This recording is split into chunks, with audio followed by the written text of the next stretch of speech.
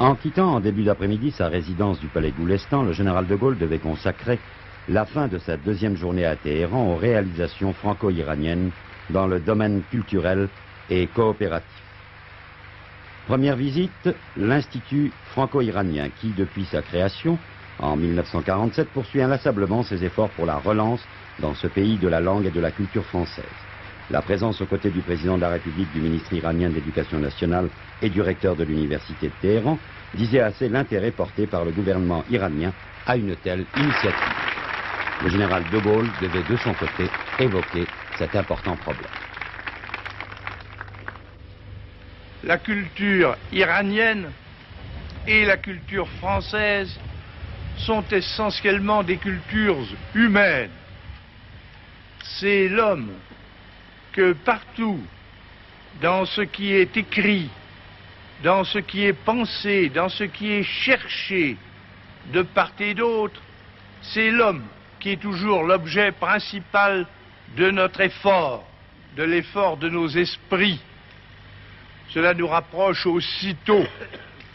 Et par-dessus le marché, si j'ose dire, nous faisons cela, nous pratiquons cette culture avec quelque chose qui nous est commun et que j'appellerais, si vous voulez bien, une certaine désinvolture par rapport à ce qui est matériel et ce qui est physique.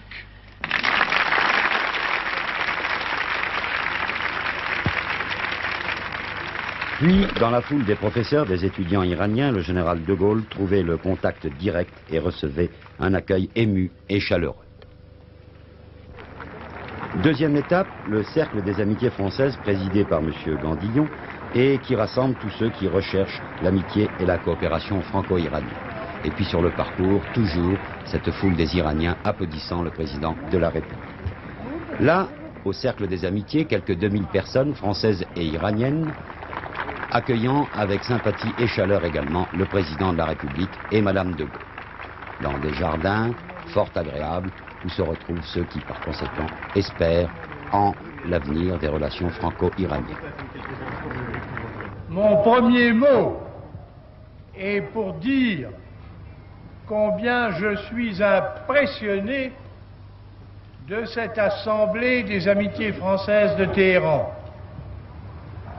D'abord à cause du nombre des amitiés que je vois représentées devant mes yeux, et puis aussi, je l'ai vérifié tout à l'heure, en serrant la main des personnalités qui m'ont été présentées, impressionné par la qualité des amitiés françaises ici.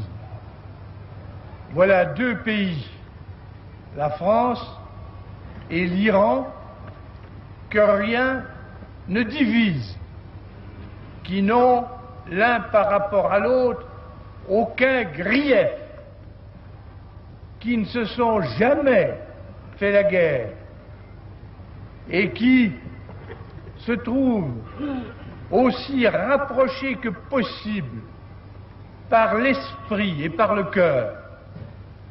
Deux pays qui croient l'un et l'autre à l'indépendance des peuples, à la liberté dans le monde, et qui croient, je dois le dire aussi, à l'homme et à la culture qui permet de bien le comprendre et de bien le servir.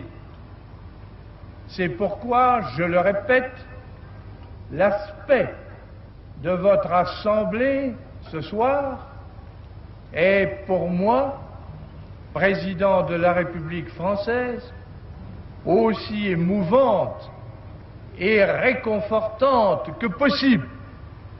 Je vous en remercie toutes et tous. L'Iran et la France, dans le monde où ils se trouvent, ont une tâche commune à remplir.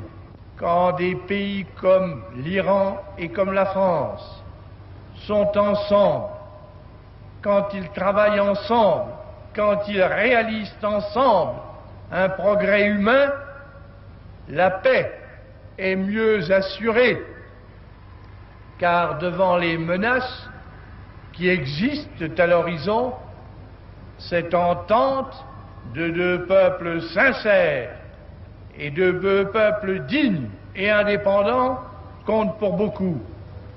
À plus forte raison si cette entente conduit à des réalisations modernes qui peuvent servir d'exemple à tous les autres. C'est pourquoi je salue de tout mon cœur le cercle des amitiés françaises de Téhéran. Je le salue parce qu'il réunit les valeurs, les capacités et les volontés d'hommes de nos deux pays, et parce qu'il est un creuset dans lequel se forgent et d'où sortent des idées et des plans qui sont destinés au progrès. Vive l'Iran et vive la France! Et c'est dans la foule, une fois de plus, que le président de la République devait se rendre et répéter également toute l'émotion qu'il avait ressentie de se trouver dans ce pays. Mais écoutez plutôt. Je suis d'avoir pu assister à vos applaudir. Vous savez, je suis très impressionné par ma visite en Perse, par ma visite en Iran, et en particulier par ma visite à Téhéran. Partout où je passe, je vous assure, impressionné. Nous sommes enthousiasmés de vous avoir rencontré. Merci bien. Il faut dire que je salue. Et j'emporterai toute une série de souvenirs et j'ajoute d'encouragements amicaux qui me sont très utiles et qui peuvent être utiles aussi à nos deux pays. Avant de quitter le cercle des amitiés françaises, un présent pour Madame de Gaulle, un magnifique ouvrage, authentique, très vieux, représentant des scènes de la vie persane.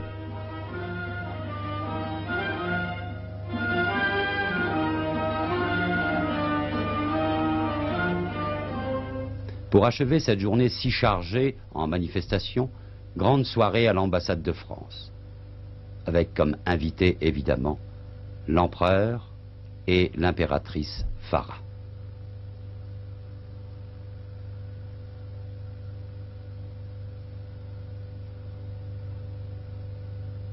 Les hautes personnalités françaises et iraniennes étaient conviées à ce dîner et l'impératrice Farah, dans une magnifique robe, attirait une fois de plus les regards de toutes les personnes. Un dîner qui devait s'achever vers 22 heures, tandis que dans les lumières de Téhéran, la foule se souvenait encore de cette journée.